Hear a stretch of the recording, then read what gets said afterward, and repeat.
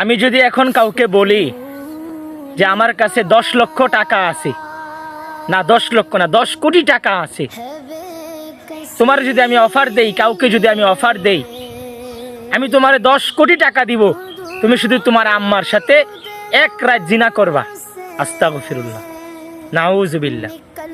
মানে আমি যদি বলি আর কি কাউকে যে তোমার মায়ের সাথে জিনা করবা, আমি তোমার 10 কোটি টাকা দিব, তোমার 10 কোটি টাকা দিব, তুমি 36 বার জিনা করবা, তোমার 10 কোটি টাকা দিব, তুমি আল্লাহর সাথে যুদ্ধ ঘোষণা করবা, তোমার আমি 10 কোটি টাকা দিব, নবী সাল্লাল্লাহু আলাইহি সাল্লামের বিরুদ্ধে অস্ত্র ধরবা, কেউ রাজি হইবেন মিয়া?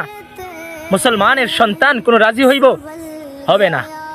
কিন্তু আপনারা মুসলমান, আপনারা 10 কোটি টাকা পেয়েও আপনি এমন কাজ করবেন না, আপন মায়ের সাথে জিনা করবেন না, নবী সাল্লাল্লাহু আলাইহি সাল্লামের বিরুদ্ধে অস্ত্র ধরবেন না, আল্লাহর সাথে যুদ্ধ ঘোষণা করবেন না। তাইলে আপনারা যে দিনের পর দিন, মাসের পর মাস, বছরের পর বছর আপনারা যে সুদ খান, ওই মিয়া সুদের টাকা খাইলে তার আপন মায়ের সাথে জিনা করা এক সমান। তুমি সুদ খাইলে যেই গুনাহ, তোমার মায়ের সাথে তুমি জিনা করলে একই গুনাহ। তুমি সুদ খাইলে যেই গুনাহ, 1 দিরহাম সুদ খাইলে যেই গুনাহ, খোদার কসম 36 বার জিনা করার এক সমান। তুমি 1 দিরহাম সুদ খাওয়া যেই কথা, আল্লাহ এবং রাসূলের বিরুদ্ধে যুদ্ধ ঘোষণা করা একই কথা। আল্লাহ রাব্বুল আলামিন কুরআনুল কারীমে স্পষ্টভাবে বলছেন, বান্দা তুমি সুদ ছেড়ে দাও, তুমি যা বকেয়া পানা আছো ছেড়ে দাও, তওবা করো, আর কোনোদিন সুদ খেও না। আর যদি তোমরা সুদ না ছাড়ো, তাইলে তুমি মনে রেখো আমি এবং আমার রাসূলের সাথে তুমি যুদ্ধ ঘোষণা করো।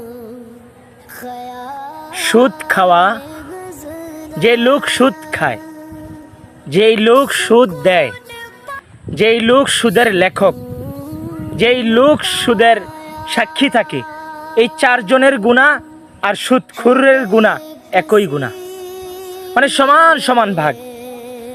সুদ খাইছে যে, তার গুনাহ যদি হয় 10 গুনাহ, তো বাকিদেরও 10 গুনাহ।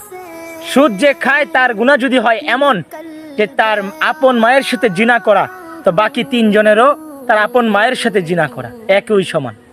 তো আমি বুঝাইতে চাইছি যে 4 জনের গুনার ভাগ একবারে সমান সমান। আস্তাগফিরুল্লাহ। তাইলে তোমরা যে দিনের পর দিন, মাসের পর মাস, বছরের পর বছর সুদ খায়, আরে সুদখোর রে, তোর নামাজ একটাও কবুল হইতো না, একটাও কবুল হইবে না। তুই নামাজ পড়তে পড়তে যদি তোর কপাল যদি কালো বানায় লাস, খোদার কসম তোর নামাজ কবুল হবে না, কারণ তুই সুদখোর, তুই হারামখোর। আরে বেটা, তুই তো মানুষকে ঠগাস।